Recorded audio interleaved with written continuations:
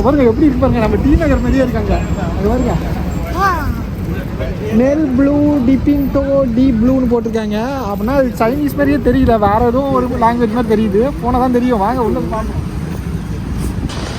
உள்ள பூந்து பறந்துக்கிட்டு இருக்காருல ஒருத்தர். இவன் வந்து கிஃப்ட் ஷாப் சைடு, இந்த சைடு வந்துட்டேன். ஏதாவது நம்ம வாங்கிட்டு போகிற மாதிரி இருக்குமான்னு பார்ப்போம். ப்ரைஸ் கொஞ்சம் அஃபோர்டபுளாக நம்ம ரேஞ்சுக்கு எதாவது இருக்கான்னு பார்ப்போம். ஓகேங்களா? ஏதாவது இன்ட்ரெஸ்டிங்காக தான் கண்டிப்பாக காட்டுறேன். அப்படியே கொஞ்சம் பொறுங்க.